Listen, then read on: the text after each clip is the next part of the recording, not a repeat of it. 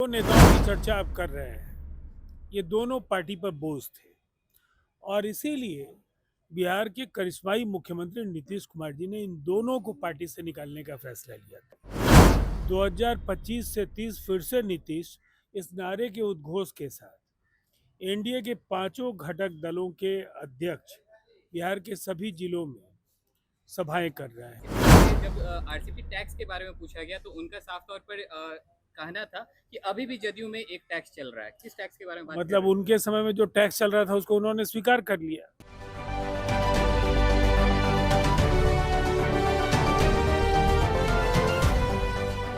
नमस्कार, स्वराज पोस्ट में आपका स्वागत है। मैं वेद सिंह। कल जदयू यानी कि जनता दल यूनाइटेड को दो बड़े झटके लगे। मैं ऐसा इसलिए कह रहा हूँ क्योंकि अगर बात की जाए प्रशांत किशोर की, जन सुराज पार्टी के सूत्रधार प्रशांत किशोर, उनका ये कहा जाता था और ऐसा माना जाता था कि जदयू को ऊंचाई तक पहुंचाने में प्रशांत किशोर का सबसे बड़ा हाथ था। वहीं दूसरी तरफ आरसीपी सिंह, पूर्व में जनता दल यूनाइटेड के राष्ट्रीय अध्यक्ष रहने वाले आरसीपी सिंह ने अपनी पार्टी आशा का जन सुराज में विलय कर दिया। इन्हीं सब तमाम मुद्दों को लेकर के जब आज हम जनता दल यूनाइटेड यानी कि जदयू के राष्ट्रीय प्रवक्ता राजीव रंजन से जब बातचीत हुई तो उन्होंने बड़ी बात कही है। क्या कुछ कहा है, चलिए चलकर सुनाते हैं। आरसीपी सिंह और प्रशांत किशोर दोनों एक जनता दल यूनाइटेड में ही रहे हैं। अब दोनों एक साथ आ गए हैं। अब कार्यकर्ताओं को अपील कर रहे हैं कि भाई आ जाइए इधर इधर मेरे साथ। इधर जदयू में क्यों है जुटे हुए? जिन दो नेताओं की चर्चा आप कर रहे हैं, ये दोनों पार्टी पर बोझ थे और इसीलिए बिहार के करिश्माई मुख्यमंत्री नीतीश कुमार जी ने इन दोनों को पार्टी से निकालने का फैसला लिया था। अब इस फैसले के बाद ये कौन कहाँ जाए, किसके साथ वो मिलेंगे, इसकी चिंता हम क्यों करें। हमारी पार्टी मजबूती के साथ जनता के बीच काम कर रही है। जनता का आशीर्वाद नीतीश कुमार जी को प्राप्त है। 2025 से 30 फिर से नीतीश इस नारे के उद्घोष के साथ एनडीए के पांचों घटक दलों के अध्यक्ष बिहार के सभी जिलों में सभाएं कर रहे हैं, वहां जाकर जनता से अपील कर रहे हैं। और जिस तरह की बड़ी सभाएं हो रही हैं, जिस तरह से लोग उमड़ करके आ रहे हैं, जिस तरह से मुख्यमंत्री नीतीश कुमार जी और प्रधानमंत्री नरेंद्र मोदी जी की सभाओं में लोग आशीर्वाद देने के लिए जन सैलाब की तरह उमड़ कर आ रहे हैं, बिल्कुल तस्वीर स्पष्ट है कि बिहार में कोई राजनीतिक दल हमारे समक्ष चुनौती नहीं पेश कर सकता है। अब जहाँ तक प्रशांत किशोर और आरसीपी सिंह की बात अगर है, तो जब पार्टी में भी थे तो ये दोनों सांप नेवले की तरह लड़ रहे थे और दरअसल ये दोनों लड़कर कार्यकर्ताओं को जिस तरह से अपमानित कर रहे थे, उसकी वजह से गहरी नाराजगी थी। अब अपना अपना रास्ता सब लोग देखते हैं, वो देखेंगे।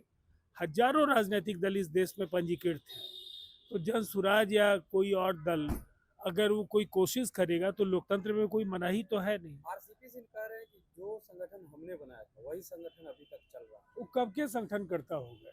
उनको राजनीति का ककहरा तो नीतीश कुमार जी के सानिध्य में सीखने का अवसर मिला। एक अफसर थे और अफसरी की जो उनकी बोली थी, जो उनका तेवर था, उसकी वजह से कभी भी कार्यकर्ता उनको अपना नेता मानने के लिए तैयार नहीं थे।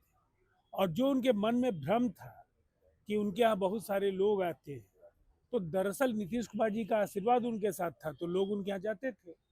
जब वो निकल कर गए तो उसके बाद कौन अब उनके यहाँ आ रहा है।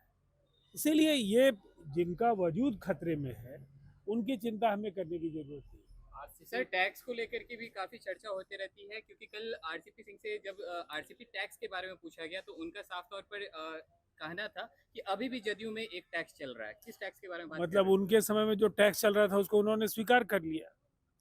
दरअसल देखिए, एक बात क्या है, जो उस दौर की स्थिति बिहार में रही है, अगर वो नीतीश कुमार जी के नहीं हुए तो वो किसी के नहीं हो सकते हैं। जिस तरह से फर्श से अर्श पर पहुंचाने का काम नीतीश कुमार जी ने किया, वहां अगर वो ईमानदारी के साथ साथ नहीं रह पाए तो फिर वो किसके साथ जाएंगे। और जो लोग उनको उस समय सलाम बजाते थे, वो नीतीश कुमार जी के आशीर्वाद की वजह से बजा रहे थे। आज उन्हें पता चल गया है कि कौन उनके साथ खड़ा है और कौन नहीं है। दरअसल अब दोनों ही इस चुनाव के बाद बिहार की सियासत में नहीं दिखेंगे। एक आखिरी सवाल रहेगा सर कि कल्याण जी जब जा रहे थे प्रशांत किशोर को इनको रोक दिया गया, उस पर भी बड़ा आरोप लगाते हुए कि देखिए किस तरह से जो है अपने सरकार जो है प्रशासन को देखिए, सबसे दिलचस्प है कि उनको बिहार शरीफ में वहाँ श्रम कल्याण केंद्र में सभा करने की अनुमति मिली। उस अनुमति का तो उन्होंने सम्मान किया नहीं, कहीं और चले गए। देखिए, इस तरह से अनुशासनहीनता, उच्छृंखलता, वो क्या जनता को समझाना चाहते हैं? इन बातों को, जहाँ सुशासन की सरकार है, लोग कानून का जहाँ सम्मान करते हो, ऐसे व्यवहार को कोई भी सराहता नहीं है। इसका नुकसान होता है और ये बैकफायर कर रहा है।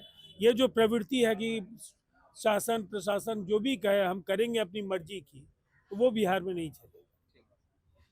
तो आपने साफ तौर पर सुना कि जनता दल यूनाइटेड के राष्ट्रीय प्रवक्ता राजीव रंजन ने तीखा हमला बोला है सीधे आरसीपी सिंह पर।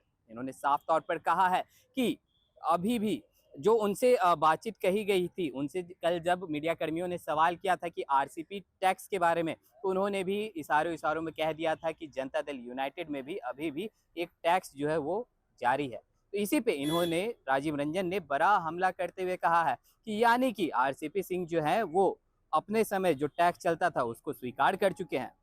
और भी बहुत बड़ी बड़ी बातें कहे हैं राजीव रंजन ने।